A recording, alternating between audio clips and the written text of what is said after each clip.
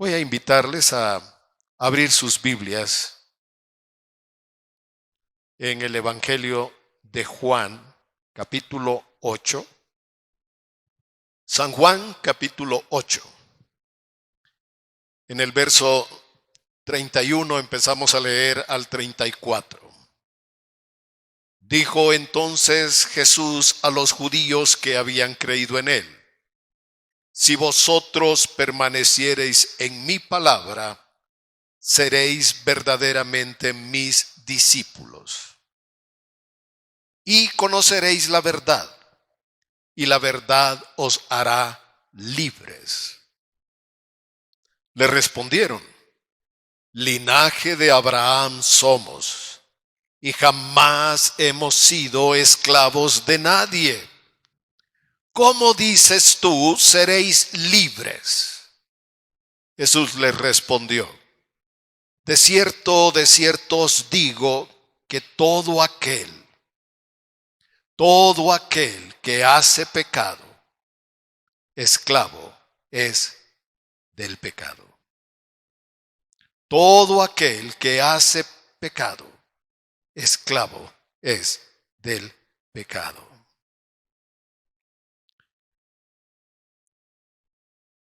Quiero invitarles a estudiar la palabra de Dios.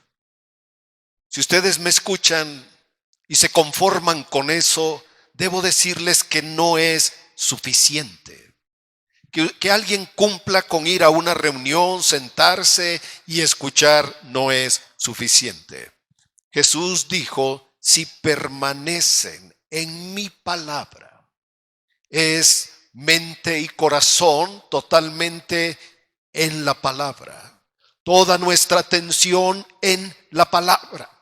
Porque la palabra de Dios es viva, es poderosa, es maravillosa. Y cuando tenemos un ambiente de calor, tenemos la tentación, el adormecimiento y algo. Y hoy que tienen ustedes un instrumento para poner en sus rostros un poquito de aire fresco, pueden usarlo tal vez con un vecino que ustedes lo vean que necesite un poquito de aire fresco, pueden ventilarse. Porque si fuera chef, les diría que hoy tenemos un platillo sorprendente. Si fuera un médico, les diría que vamos a tratar la peor enfermedad. Si fuera un investigador de la ciencia, les diría que vamos a investigar sobre la peor plaga que azota a la humanidad. Considero todavía, después de leer la Biblia por años, que no tengo todas las palabras para explicar la gravedad del pecado. El impacto que el pecado ha hecho en la humanidad. Cómo destruye vidas, cómo engaña a las personas y cómo les roba la oportunidad de alcanzar el propósito de Dios. No creo que la muerte de Sansón era como ocurrió, pero sin embargo Sansón caminó en su propia voluntad y al final tenemos ese momento que él ora y dice: Dios, ayúdame. Y Dios hizo algo, respondió su oración. Pero ese no era el camino para Sansón. Era pastor, pero así murió, y si así fue, era que así Dios quería. No me quiero desviar, pero la escritura dice en Ezequiel: no quiero la muerte del que muere. Piensen en esas palabras. Dice Dios: yo no quiero la muerte del que muere. Porque Dios es un Dios de vida, de salvación y de esperanza. Amén. Y toda esta palabra es inspirada por Dios. Hoy vamos a hablar la victoria de Jesús sobre el pecado y la muerte. Esa victoria que le costó a él su vida, el derramamiento de su sangre, que le costó a él toda la esencia de su vida, vivir todo el tiempo que Dios le concedió en esta tierra, vivir especialmente para llegar a ese momento de morir por nosotros. Jesús dijo, mi comida es hacer la voluntad de mi Padre. Eso es algo que debe alimentar nuestra vida, el deseo de agradar a mi Padre. No metamos a Dios en nuestra vida para decir, voy a hacer un viaje, que Dios me cuide en el camino y que me cuide la casa para que no se me metan los ladrones, porque como que Dios fuera un sistema de vigilancia, de cuidado de ese tipo, ¿no? Dios es Dios y nosotros debemos aprender a vivir para Él. Ahora, estoy solamente en la introducción para decir que hay unas palabras en la Biblia que son muy específicas. Estas palabras requieren que nosotros vayamos más allá, que las leamos, que las estudiemos, que las investiguemos, porque son palabras muy, muy especiales. Y si no las entendemos nosotros, voy a decir una palabra que es muy común: perdón. Perdón. El perdón es la esencia de este mensaje. Pero detrás del perdón está el amor. Y antes del perdón está un sacrificio. Y en ese sacrificio hay sangre. Y en todo esto hay un plan y un propósito divino. No son cosas al azar, a la suerte. Y sin embargo, los que hemos ido a una iglesia por años, tenemos dificultades para perdonar a veces. Y vamos por años oyendo mensajes. Una persona que si asiste fielmente en un año escuchará 52 mensajes. Pero si le gusta mucho y se pone en el internet y toma otros estudios y lee libros cristianos, tomará buen tiempo para recibir la palabra del Señor. Y debo decirles, hermanos, entre todas nuestras actividades, ¿cuál es el tiempo más importante de nuestra vida?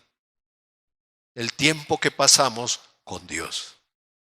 Eso es lo más importante de nuestra vida, el tiempo que tenemos con Dios. ¿A poco a Dios lo vamos a impresionar con los negocios que hacemos, con los viajes que hemos hecho, con las selfies que nos tomamos?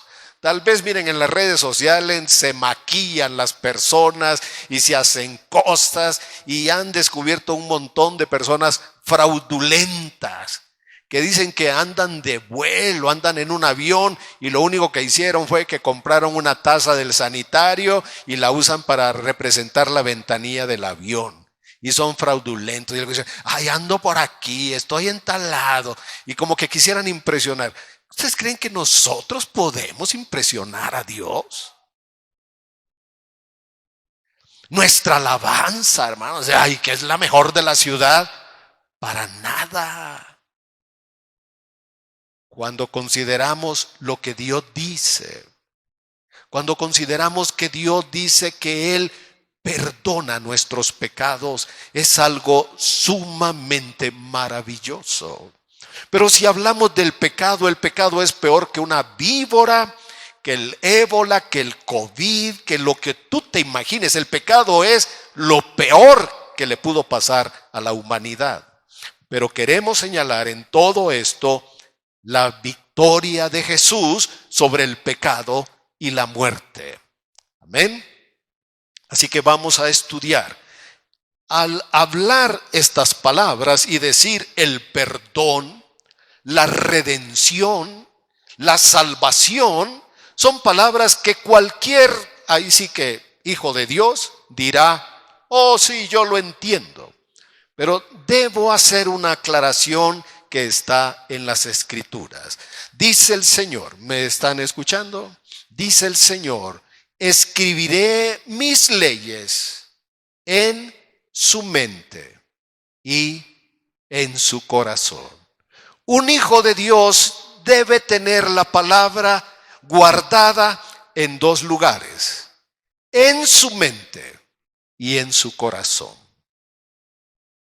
El Salmo 119 dice el escritor, en mi corazón he guardado tus dichos para no pecar contra ti. Digo, guardamos memorias, momentos gratos, momentos tristes, guardamos cosas en el corazón. ¿Por qué no guardar la palabra? La palabra tiene que estar en dos niveles de nuestra vida, en la mente y en el corazón. Cuando hablamos estas palabras, muchas personas las conocen porque las tienen en la mente, entienden qué puede significar el perdón y van a decir: pastor, a mí no me hable de eso, yo ya sé, yo desde niño voy a la iglesia, a mí desde niño me dijeron que Dios perdona mis pecados. Pero otra cosa es cuando la palabra se escribe en tu corazón, cuando el Espíritu Santo sella la palabra y cuando la palabra toca las fibras más íntimas de nuestro corazón, cuando el Espíritu hace su obra. Porque miren, cualquiera nos puede decir: pues sí, soy pecador, sí, ¿qué? Soy pecador, ¿y qué? Piensen en esto, que tenía que venir el Espíritu Santo para convencernos de pecado. Tenía que venir el Espíritu Santo para convencernos de pecado. Agarran a una persona haciendo algo malo, lo están filmando, lo están grabando, ¿y qué creen que dice? No es lo que parece, pero te están filmando, pero está mal. ¿Y qué dicen las personas? No es lo que te imaginas, no es lo que parece. Cuando se requiere que el Espíritu Santo venga a nuestra vida y nos convenza de pecado, nos convenza de nuestra necesidad, nos convenza que hay un sacrificio que el Señor hizo para limpiarnos de todo pecado, para quebrantar ese poder en nuestra vida. Es cuando nosotros tenemos que estudiar la palabra, rogar que el Espíritu Santo ilumine nuestra mente, nuestro corazón, y podamos ser personas entendidas en la palabra. Podamos ser hijos maduros, hijos que valoramos lo que Dios ha hecho por nosotros y en consecuencia vivimos para Él. ¿Cómo pedirle a una persona que viva para Dios si no lo ama, si no tiene interés en Él, no tiene tiempo para Dios? Y dice: no, yo ahorita estoy ocupado, yo tengo mucho que hacer, mucho trabajo, muchos pendientes, no tengo tiempo, a ver un día de estos y por ahí les caigo. Pues esto así no funciona.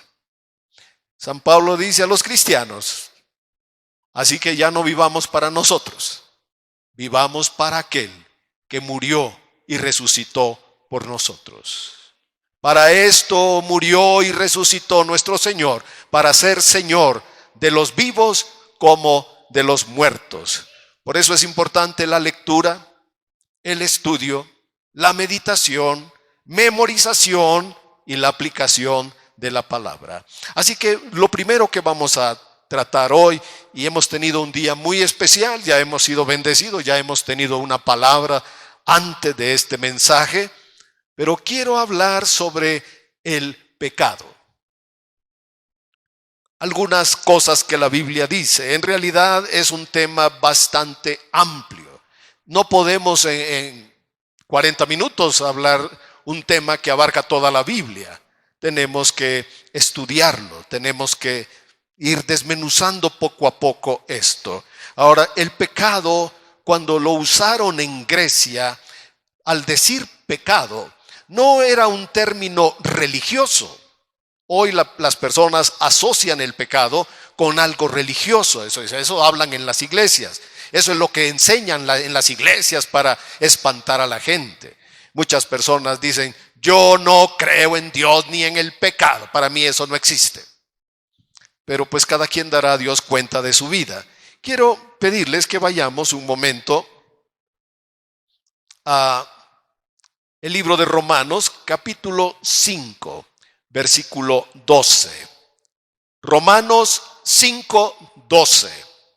Por favor, busque en su Biblia para que lo lea con sus ojos, para que lo anote y esto pueda provocar en nosotros la conciencia de la palabra que estamos leyendo, poniendo nuestra atención, fijando nuestra vista. Nuestro cerebro se está llenando de esta información y el Espíritu Santo así puede tocar también nuestro corazón.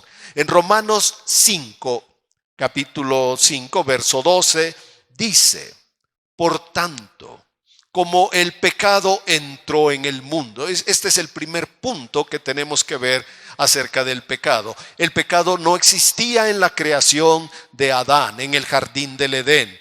El pecado entró. Es como cuando la puerta está abierta, alguien entra. Eva abrió la puerta, se prestó a un diálogo, ella vio, comió, lo compartió y después Adán. Y lo que vemos acá es que Dios deposita responsabilidad sobre los hombres. Cualquiera dirá, Eva fue la que pecó, pero no se ve en la Escritura que ella sea responsable. La Escritura hace responsable al hombre. Dice, por tanto, como el pecado entró en el mundo por un hombre, el pecado entró por un hombre, pero no vino solo.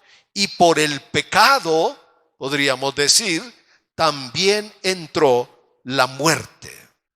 Por el pecado también entró la muerte. Así que primero entró el pecado. No me gusta hacer esto, pero hoy lo vamos a hacer. Dígalo así fuerte. Entró el pecado. Entró. No estaba ahí. Entró porque alguien lo trajo. Porque alguien en su corazón se había abierto a hacer su propia voluntad. Ezequiel 28 habla de la iniquidad, la multitud de iniquidades de Satanás para contaminar el cielo, para provocar una rebelión en los ángeles contra Dios. Y tenemos ahora que no solamente entró el pecado, sino que también dice, por el pecado vino la muerte. Así la muerte pasó a todos los hombres por cuanto todos hemos pecado.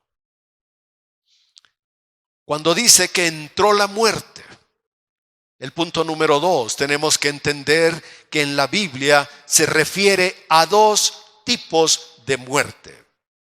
La muerte es básicamente, nos diría una persona, cuando se acaban las funciones biológicas, cuando el cuerpo ya no trabaja, el corazón no bombea la sangre, los pulmones no reciben oxígeno, no hay circulación de sangre en el cuerpo. Entonces, ¿qué se dice? Murió la persona.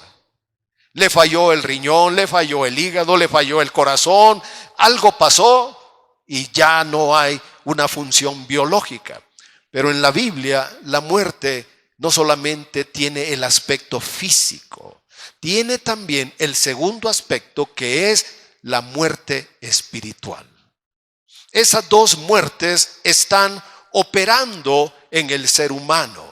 La muerte física al final, como nos dijeron hace un rato, tiene un límite. La vida tiene un límite a los 70, 80, 90, 120. Y el hombre partirá de esta tierra. Así que no tenemos todo el tiempo que quisiéramos, tenemos tiempo limitado. No hay una forma de recargar.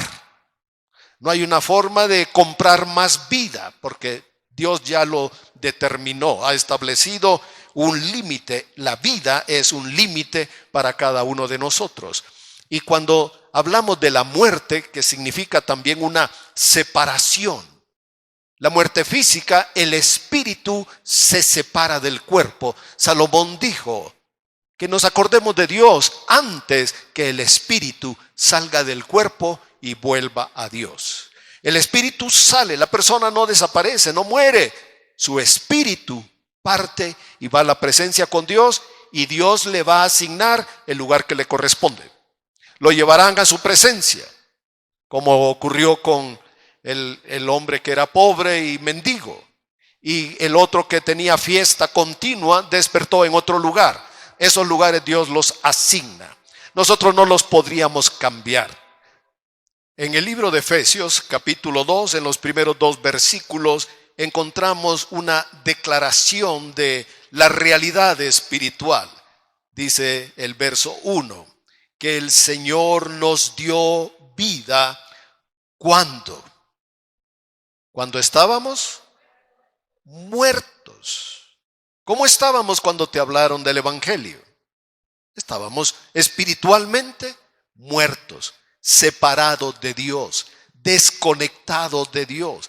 Tal vez participantes de una religión, de una creencia, pero espiritualmente nuestro espíritu no tenía contacto con el Espíritu de Dios. Es como conectar tu teléfono en un lugar donde no pasa corriente. ¿A alguien le ha pasado eso? Uno quiere cargar su teléfono y le dice, mira, aquí hay un contacto. Ponemos ahí a cargar nuestro teléfono y después vemos que no pasa nada. Y es que toma corriente, no tiene energía. O se va la luz y aunque el teléfono esté conectado, pues no se va a cargar. Si estamos separados de Dios, estamos muertos espiritualmente. Y esa muerte que estábamos así, como dice Efesios, esa muerte se aplicará por la eternidad. Cuando una persona muera sin Cristo, estará separada por la eternidad y tendrá su lugar con el diablo, en un lago que arde con fuego y azufre. El que no se halló inscrito en el libro de la vida fue lanzado al lago que arde con fuego y azufre. Así que nosotros estábamos muertos en delitos, en infracciones de la ley, ni nos dábamos cuenta, cometíamos cosas que Dios había prohibido. Muertos en delitos y pecados. Y el versículo 2 que dice, en los cuales anduvimos en otro tiempo. ¿Cómo? A ver, explíquenos un poquito esta escritura. Bueno, dice, siguiendo la corriente de este mundo. Y este mundo es manipulado, engañado, seducido por el príncipe de la potestad del aire. Es un espíritu que ahora opera en los hijos de desobediencia. Estábamos muertos, separados de Dios, desconectados de Dios y manipulados, influenciados, seducidos, engañados por el príncipe. Pero Dios, que es rico en misericordia por su gran amor con que nos amó, nos dio vida por medio de Jesús. Perdonó nuestros pecados. Vamos a ver que volvemos a Romanos capítulo 5 y el versículo 16. ¿Qué pasó cuando Adán y Eva pecaron? Romanos 5:16 nos dice, con el don de la gracia no sucede como en el caso de aquel uno que pecó. Nuevamente, Adán es responsable de todo aquello. Dice, porque ciertamente, ¿qué? El pecado trajo muerte, pero en el pecado había ¿qué? Un juicio. Si leemos la escritura, hermanos, nos damos cuenta que el pecado trajo muerte y trajo una sentencia sobre la humanidad, trajo un juicio. La humanidad vive bajo el juicio de Dios. Por eso se anuncia el Evangelio, para que todo aquel que en él crea no se pierda. Esa es la voluntad de Dios, que ninguno se pierda. Por eso debemos compartir el Evangelio. Por eso debemos hablarle a otros de nuestro Señor, del milagro de la cruz, de su amor, de su perdón, porque Él no desea que ninguno se pierda. Pero ¿qué vino con el pecado? La muerte. Y con el pecado vino una sentencia, un juicio. Por cuanto todos pecaron, todos estamos destituidos de la gloria de Dios. Nosotros no podemos llegar ante Dios y decirle, ya llegué, ya vine, estoy acá, dame, te pido, ayúdame. No nos podemos acercar a Dios solamente por medio de nuestro Señor Jesucristo. Así que número 3, vino el juicio. ¿Qué trajo el pecado? El juicio de Dios vino a causa de un solo pecado y vino algo más para condenación. Esto lo vamos a ver más adelante. Pero el don, la gracia de Dios vino a causa de muchas transgresiones para justificación. Algo más que pasó, número 4, lo vamos a hallar en Romanos 5:17. Estas cosas siempre han estado ahí, pero a veces no nos damos cuenta, las pasamos por alto, no tenemos el tiempo, decimos, ay, es que Romanos se me hace muy difícil, ay, Romanos no lo entiendo. Tenemos que estudiar la palabra. Verso 17 del capítulo 5. Pues si por la transgresión de uno solo, ¿qué? ¿Qué hizo la muerte? ¿Qué es reinar? Gobernar, mandar, ejercer dominio, control, gobierno sobre un territorio. Ayer el mundo pudo presenciar la coronación de un hombre.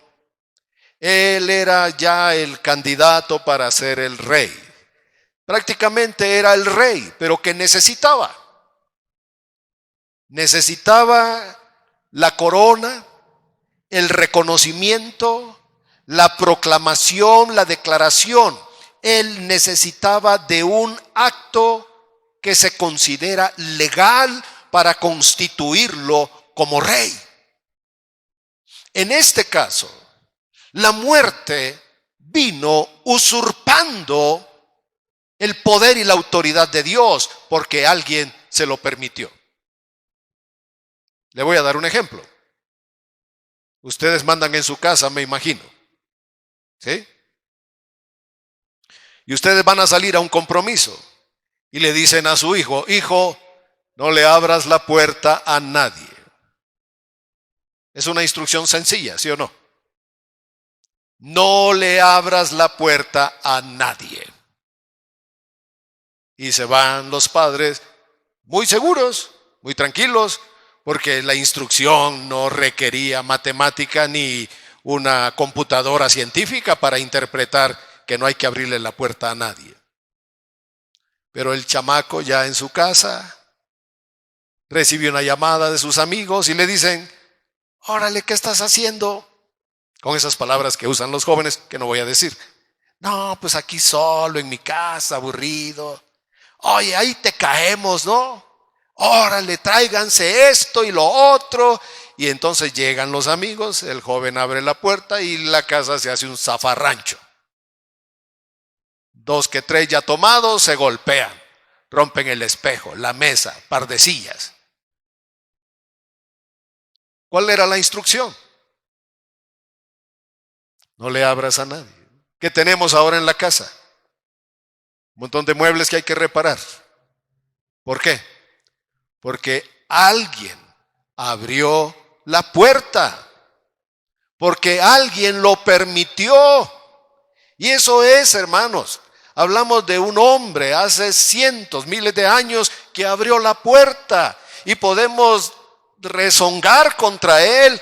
Pero miren, eso que él hizo y nos afectó a todos, nosotros lo podemos hacer también. Y nosotros abrimos una puerta contra nosotros, contra nuestro hogar y contra nuestros hijos y nuestra descendencia. Nosotros abrimos una puerta al pecado.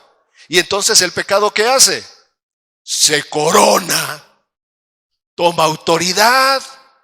No es que él se agarra la corona, él se toma ahí la autoridad y dice, ahora esto es mío.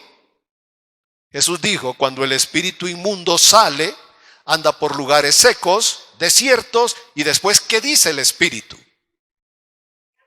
Volveré ¿a dónde? A mi casa.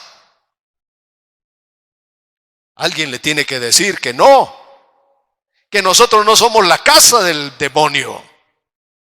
Alguien tendría que entender que somos hijos redimidos. Pero nomás que le demos chance al enemigo, ¿y qué hace? ¿Qué dice? Solito. Busca 7 peores para reinar en esa casa. ¿Qué hizo el pecado? Trajo la muerte. ¿Y la muerte, qué dice la Escritura? Reinó. La muerte reinó. Por la transgresión de uno solo reinó la muerte. Ahora para los hijos de Dios dice, reinarán en vida por uno solo, Jesucristo. Nosotros que recibimos la abundancia de la gracia y del don de la justicia. Así que el enemigo va a buscar de todas las formas posibles gobernar, reinar con engaño, con abuso, con mentira, ejercer un derecho legal cuando le abrimos una puerta. Vamos a Romanos capítulo 6 y ahora nos vamos a encontrar que el pecado es un reino de esclavitud. El pecado pone a las personas, como dijo Jesús, el que peca es esclavo del pecado. Esa cita ya la tenemos en San Juan capítulo 8 al inicio de nuestro estudio, y ahora en el capítulo 6, debo leerlo en la Biblia de las Américas porque es una versión que nos va a aclarar más el versículo 6. Sabiendo esto, que nuestro viejo hombre, nuestra naturaleza antigua, lo que somos, fue crucificado con él, para que nuestro cuerpo de pecado, todo ese poder activo que lucha contra la voluntad de Dios, fuera destruido, a fin de que ya no seamos, dice esta versión, esclavos del pecado. Jesús murió para que ya no seamos esclavos del pecado. Verso 12 de este mismo capítulo 6. Por tanto, no reine el pecado en vuestro cuerpo mortal. El ejemplo más sencillo es cuando te comes una papita con salsa picante. Esas que le echan mucha sal y mucho aceite y es como un veneno. Y todavía los que han hecho eso y le han puesto químicos se dignan para decir, te reto a que no te puedes comer una sola. ¿Y qué pasa? Que eso tiene un químico que hostiga tu lengua y le hace a nuestro cuerpo, ya se les está haciendo agua a la boca, me imagino. Y esto que no hablé del limoncito que se le puede poner a las papitas, bastante cortas el limoncito y sale el jugo para todos lados, y le pones ahí y sale bastante jugo, y lo riegas y le pones esas clases de chiles que te hacen llorar y sufrir. Lloras y siguen las personas. Hermanos, eso es, deberíamos decir, antibíblico. Pero ¿qué hacen las personas? Comen una. ¿Y qué más? Y ahí paran. Ay, pica, pero dame otra. Dame otra. Y están llore y llore. Servilletas para la nariz y otras para los ojos. Moqueando y moqueando todo el tiempo. Pero ¿qué dice? Ay, esto es vida. Si el hígado hablara, si las mucosas del estómago tuvieran la oportunidad de expresarse, de quejarse, de salir con pancartas y decir, no seas bárbaro. ¿Cómo te atreves a comer eso? Pero fíjense, hermanos, qué curioso, ¿verdad? Que toda la sensación del gusto, ¿Saben dónde está? En la lengua y en el cerebro. Porque después en el estómago se producen unas agruras. ¿Qué hacen las personas? Perdóname, Señor. Perdóname. No lo vuelvo a hacer. Sáname. Y empiezan a recitarle a Dios los versículos de sanidad. Isaías 53, Salmo 103, tú sánate toda dolencia, Señor. Sana mi hígado, por favor. Hermanos, ¿quién nos manda a comer de esa manera? Porque eso, ¿saben qué? Es un engaño. No es nutrición, no le está dando al cuerpo lo que necesita, le estamos dando un gusto por el que vamos a pagar muy caro cuando nos pase la factura. Entonces, pastor, esa botella de 3 litros negrita que me está haciendo ojitos, ¿qué? Es para quitarme lo picoso. Más veneno, más destrucción al cuerpo. Todo es un engaño y lo aceptamos de una manera muy feliz. Estamos contentos. ¿Qué dice aquí? Que ya no seamos esclavos del pecado. Y esta versión está así, le digo, me gustó para presentárselos. No reine, versículo 12, el pecado en vuestro cuerpo mortal para que no obedezcáis. Algunas versiones dicen sus deseos, pero esta versión dice sus lujurias, sus deseos desordenados, que pueden ser en cualquier aspecto de la vida. Así que el pecado trae esclavitud, como dijo el Señor, el que hace pecado es esclavo del pecado. El pecado tomó una forma legal. Se hizo una ley, se constituyó como una ley. Vamos a Romanos capítulo 8 para que entendamos que cuando hablamos del pecado estamos hablando de una ley espiritual. Es como la ley de gravedad, nadie la va a negar. No la vemos, no la entendemos, pero es una ley que nos afecta. Si alguien se tira del techo de su casa, por supuesto que se va a romper un hueso. Si viola esa ley, puede tener consecuencias fatales. El pecado, como algo espiritual, tomó la forma de una ley. Recuerden que la muerte reinó, ejerció gobierno, dominio, engaño, potestad sobre la humanidad. Y lo que hizo Cristo, dice Romanos capítulo 8, en el versículo 1, ahora pues, ninguna condenación hay para los que están en Cristo Jesús. Esto es, los que no andan conforme a la carne, obedeciendo las pasiones, obedeciendo los deseos, sino que andan conforme al Espíritu. Pongamos atención al versículo 2, porque la ley. Ahora aquí hay otra ley. ¿De quién es esta ley? Hablamos de la ley de gravedad. Ahora hablamos de la ley del pecado, pero aquí está una ley antes. ¿Qué nos dice? La ley del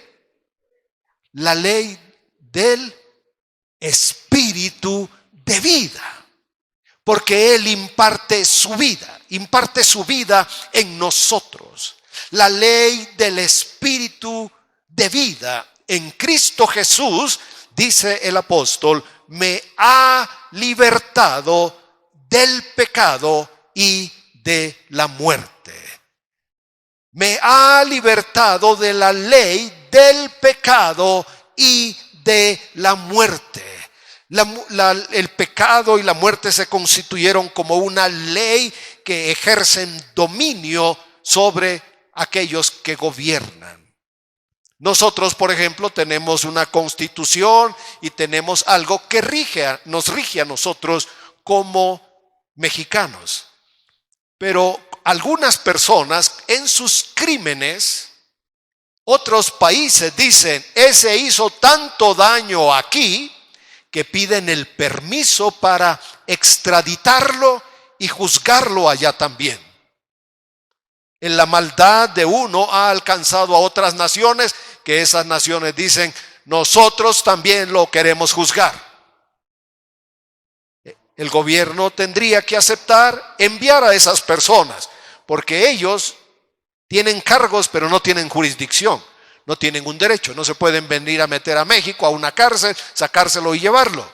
El gobierno, la autoridad de México tiene que entregarlos a otra autoridad.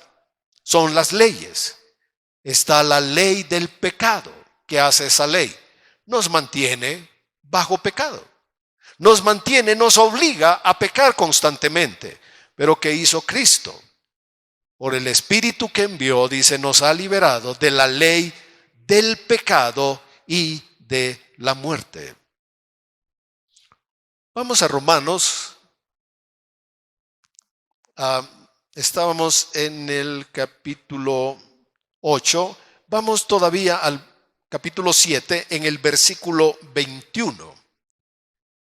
Pablo habla del conflicto que tiene una persona que conoce la ley, pero todavía no ha tenido la victoria sobre el pecado, y dice esto: queriendo yo hacer el bien, hallo la ley de que el mal está presente en mí. Descubro, cuando una persona realmente quiere caminar con Dios, obedecer la palabra, descubre que hay algo que está en nosotros que se rebela contra la ley de Dios. Descubro que el mal, el pecado, está presente en mí. Una cosa más que hace el pecado, y creo que me tienen que dar la razón porque todos hemos pasado por esto, está en el capítulo 7, en el versículo 11. Dice, porque el pecado, aprovechándose del mandamiento, hizo algo. Verso 11. ¿Qué dice el apóstol Pablo?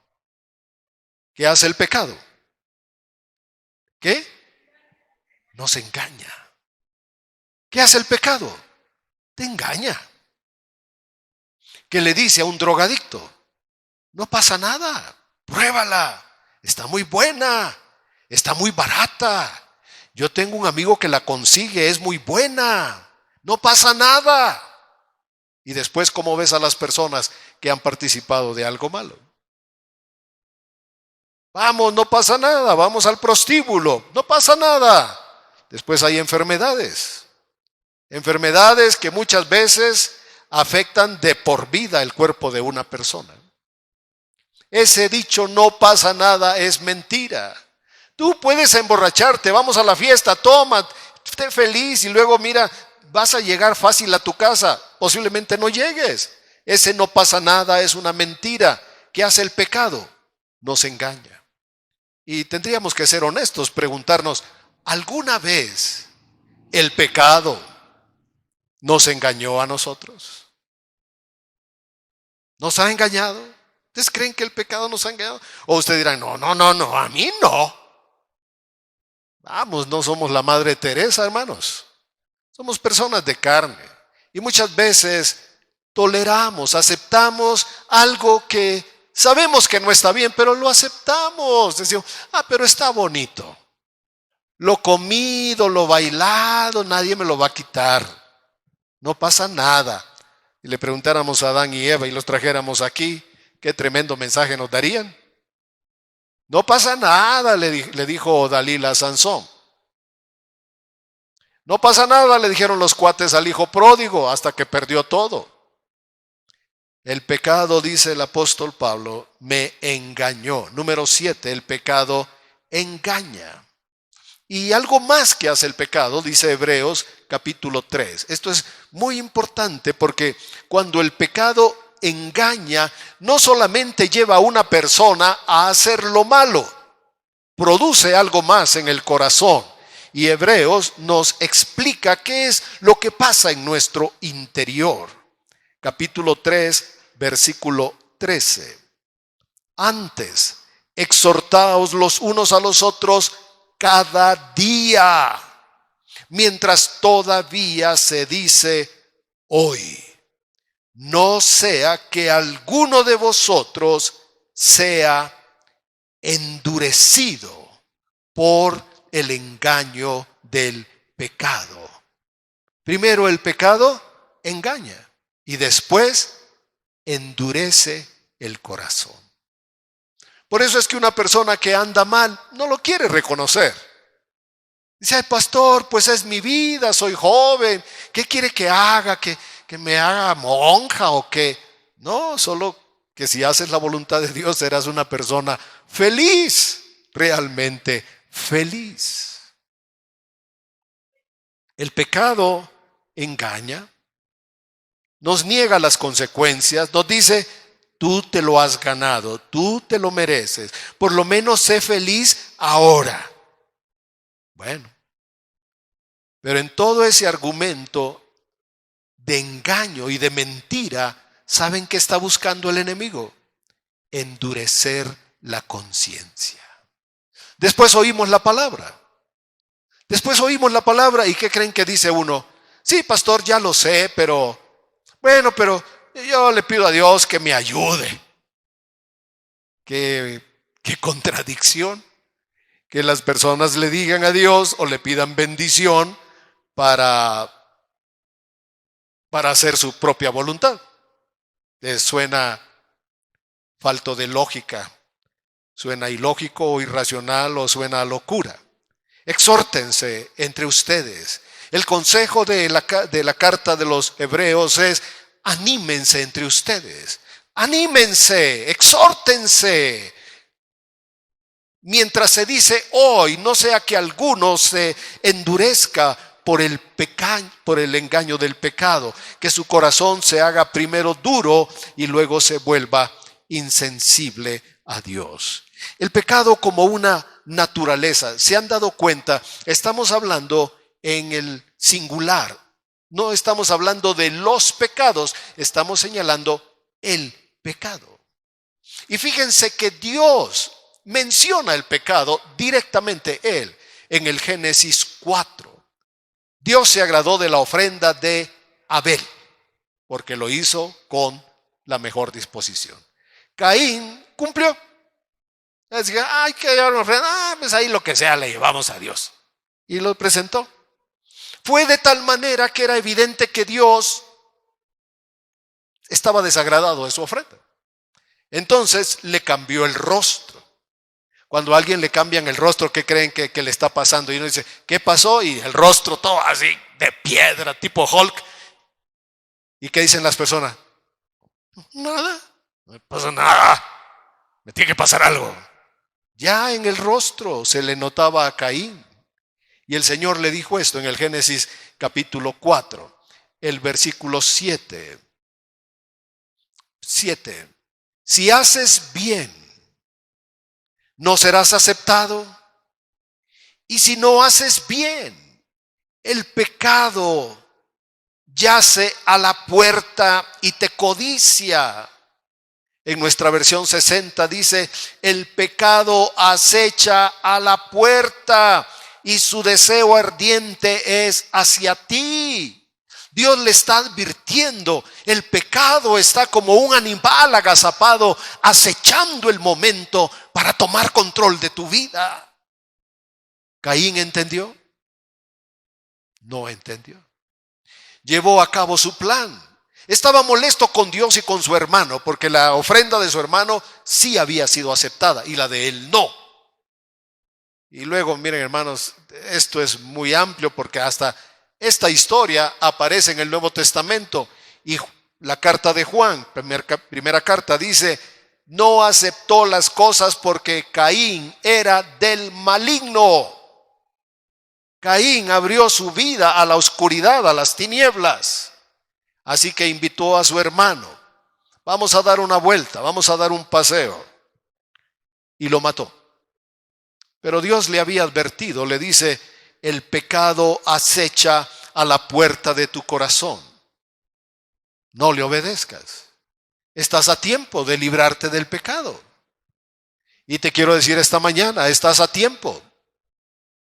Estás a tiempo de hacer lo correcto. Creo que el Espíritu Santo nos puede decir, hoy estás a tiempo. Porque el pecado te va a acechar. El pecado te quiere engañar, te quiere seducir, te quiere endurecer y apartar de Dios y luego destruirte. El pecado como una ley nos puede tener atrapados, pero Cristo murió para quebrantar, para romper esa ley. La Biblia textual dice: el pecado acecha a la puerta y su deseo ardiente es hacia ti, aunque tú puedes dominarlo. Caín tuvo un deseo, un odio profundo, un deseo de matar a su hermano y lo hizo. Podemos tener un deseo.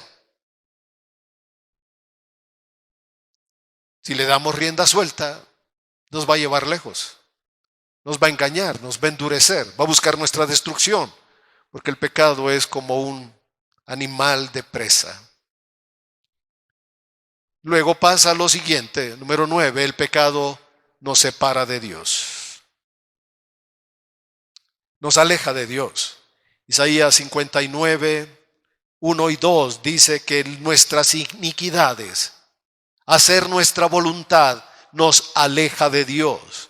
Puede ser al principio que no estamos haciendo algo malo, pero en el paso, en el transcurso del tiempo, terminaremos haciendo algo que desagrada, que ofende a Dios. Y estaremos haciendo nuestra voluntad.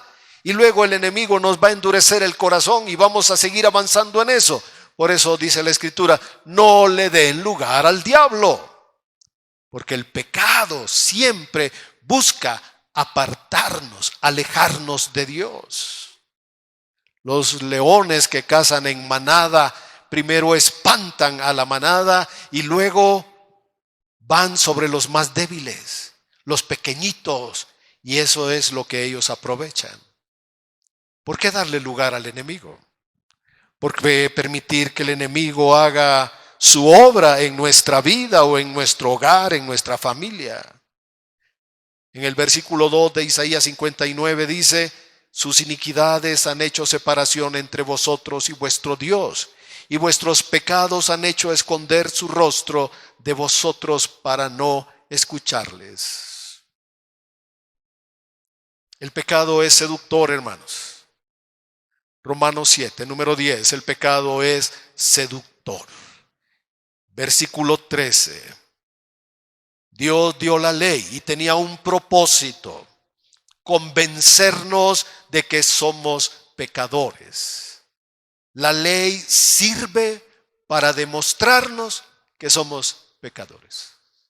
Porque cuando la ley dice no codicies, me surge entonces un deseo por lo que Dios me dice que no haga. En el capítulo 7, verso 13, estaba hablando de la ley y Pablo hace esta pregunta. Luego dice: lo que es bueno, porque la ley es buena, ¿vino a ser muerte para mí? Y él responde: de ninguna manera, sino que el pecado, para mostrarse pecado, produjo en mí la muerte. Me seduce, me engaña, produce la muerte por medio de lo que es bueno, a fin de que por el mandamiento el pecado llegase a ser sobremanera pecaminoso. La tentación es seductora, pero miren lo que dice el versículo 14, porque sabemos que la ley es espiritual, pero yo soy carnal, vendido al pecado. El pecado, yo quisiera ser libre del pecado, y el pecado, ¿qué hace? Me seduce, me engaña, nuevamente intenta convencerme de que no lo deje, que no rompa con él. Pero cada vez me va a alejar más y más de Dios. Hermanos, con esto es lo que batallamos. De esto hablamos. Vamos a tener que dejarlo acá porque tenemos que también ver cuáles son las consecuencias. No solamente momentáneas, temporales, sino las consecuencias eternas del pecado. El pecado tiene consecuencias no solo hoy, no solo aquí, no solo en años, sino que tiene consecuencias que afectan la eternidad de los seres humanos. Cristo vino para cancelar ese poder. Dio su vida en un sacrificio para romper el dominio, el poder, la autoridad del pecado. Él dio su vida para rescatarnos, redimirnos. Hemos dicho repetidas veces que la palabra redención significa el pago que se hace para liberar a una persona que está cautiva, secuestrada, en poder bajo el dominio de otras personas. Y así estábamos nosotros. Así estaba nuestra vida. Quizá muy buenas personas, quizá no tan malos como otros, quizá no cometiendo pecados graves, groseros, pecados de impacto social, nomás aquí adentro de uno, llevando uno la cuenta de sus propios pecados en la cabecita, en la imaginación, tal vez sin mostrarlos al público, pero Cristo vino y dio su vida para quebrantar ese poder y para hacerte libre. Si entendemos esto, hermanos, como dijo Jesús, el que hace pecado es esclavo del pecado. Pero si ustedes permanecen en mi palabra, dice el Señor, ustedes van a llegar a ser mis discípulos. Y cuando ustedes sean mis seguidores, los que me siguen a mí, los que caminan conmigo, los que me creen, los que aceptan mis palabras, ustedes van a llegar a conocer la verdad. Y la verdad los va a hacer libres. Libres. Porque eso es lo que busca el Señor. Hijos libres. ¿Qué padre sería feliz viendo a su hijo en las drogas? En la borrachera. Con amigos de mala reputación. Gente que anda haciendo el mal. Que podrían morir en una balacera. Ningún padre sería feliz. Sería una angustia constante en el corazón de una madre rogar por los hijos. Padre, libra a mi hijo, libra a mi hija. Sería la oración constante de aquellos que entienden que el pecado es una trampa mortal. Si dijéramos que es una enfermedad, estoy diciendo que es lo peor que nos puede pasar. Vamos a orar, porque nuestro Señor y Salvador vino para liberarnos del poder del pecado, de la autoridad del pecado, del dominio, de la esclavitud del pecado, para darnos una vida libre, una vida completamente libres. Permanezcan en mi palabra, serán mis discípulos, conocerán la verdad, y esa verdad impactará sus vidas, cambiará sus corazones, transformará todo lo que ustedes han sido hasta ahora y les hará nuevas criaturas, hombres libres, mujeres libres de este poder maligno, de este poder que usa el diablo en nuestra propia contra. Padre, oramos en el nombre de Jesús, con gratitud por lo que tu Hijo ha hecho en la cruz del Calvario. Dar su vida para quebrantar ese poder, para librarnos del pecado, para romper ese dominio en nuestra vida y darnos el regalo de la vida eterna.